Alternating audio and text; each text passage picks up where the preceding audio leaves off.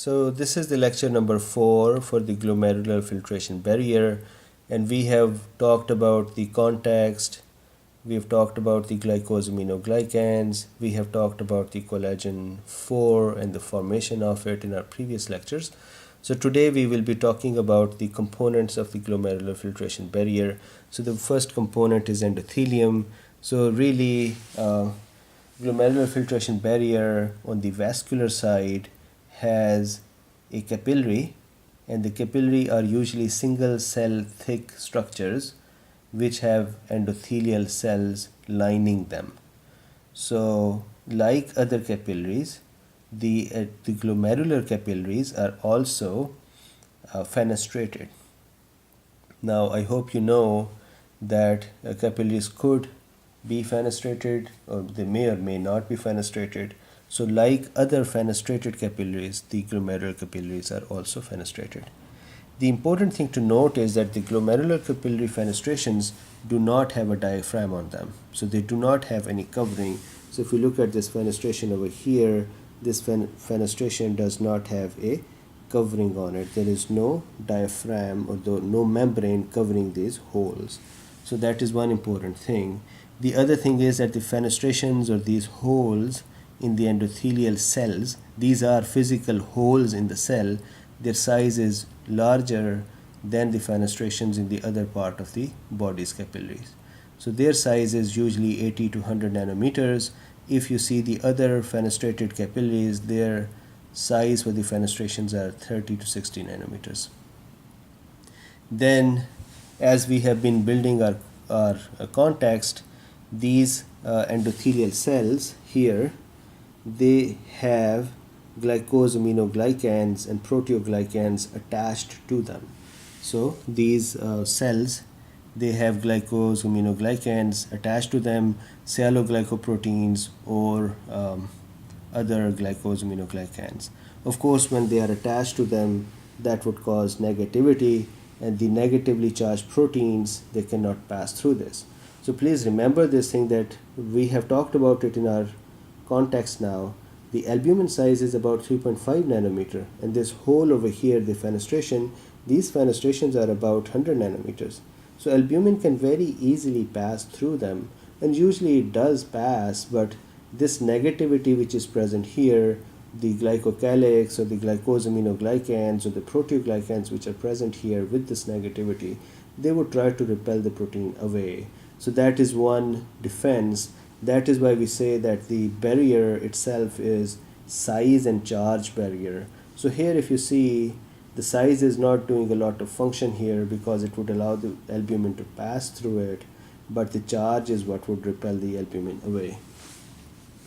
Now continuing on with the endothelium, the other thing to note is that we have VEGF signals from the podocytes, which are really the outer layer. So outside the capillary, we have the epithelial cells called the podocytes.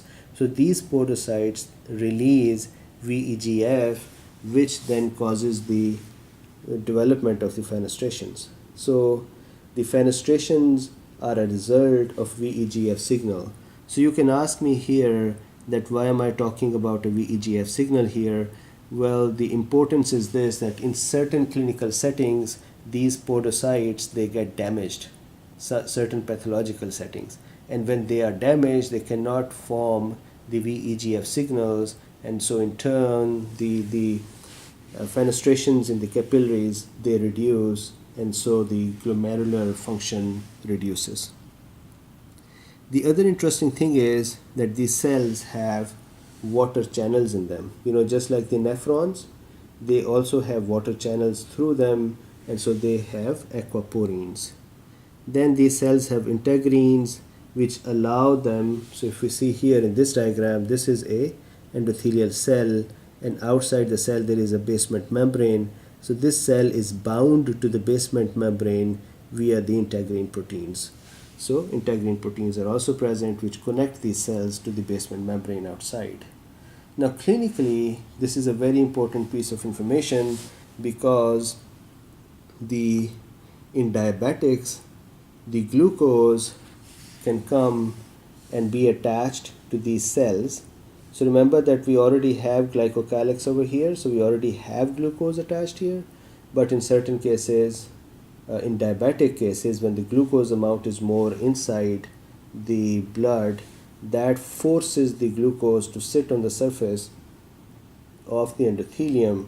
This process is called non-enzymatic glycosylation, or it is also called glycation. So when glucose is attached to some structure through an enzyme, that means a normal attachment, we call it to be glycosylation. But if glucose is forced onto a surface and just attaches there without any enzyme, that means it attaches there abnormally, that is called glycation. So of course, in case of diabetes, there is enough glucose running around in the blood which goes and settles on the surface of the endothelium, and that causes the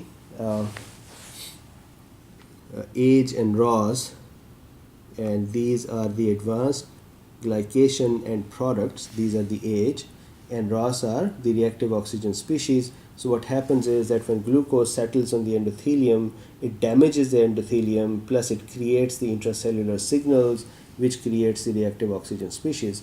The end result is that this cell would get damaged, and then we would replace it with a scarred cell, or a damaged cell would not be able to perform good function for a glomerular filtration. So now we understand the characteristics of the endothelium. This is fenestrated endothelium, but the fenestration does not have a diaphragm on them. The fenestration size is from 80 to 100 nanometer, that is larger than the usual, which is 30 to 60. These fenestration or these cells have glycosaminoglycans attached to them, which allow the negative proteins to be repelled away from them. Then the fenestrations appear in these endothelial cells because of the VEGF signals. These VEGF signals are actually brought in or sent by the epithelial cells or the podocytes. And then we also have the aquaporins, which are the water channels, and we have integrins. Remember, the water channel are here because this is a filtration system, and the water has to be moving from the vascular system outside into the Bowman space. So presence of the aquaporin only increases the movement of the water. And then we also talked about that in clinical or in pathological settings for the diabetics, we get the glycation, and we try to clear up that what is the difference between glycation and glycosylation. Glycosylation is the normal glucose attachment via an enzyme to a surface. So that is a glycosylation. For example, glycocalyx and proteoglycans are the result of glycosylation. But if glucose is just abundant around and that just forces itself on the surface of a cell, that is called glycation or non-enzymatic glycosylation. The result of the glycation is the advanced glycation end products and the reactive oxygen species. Both of them are damaging to the cell, and the cell can be broken, and in this particular case, GFR will be affected. So this is about the endothelium. Next lecture we'll talk about GBM.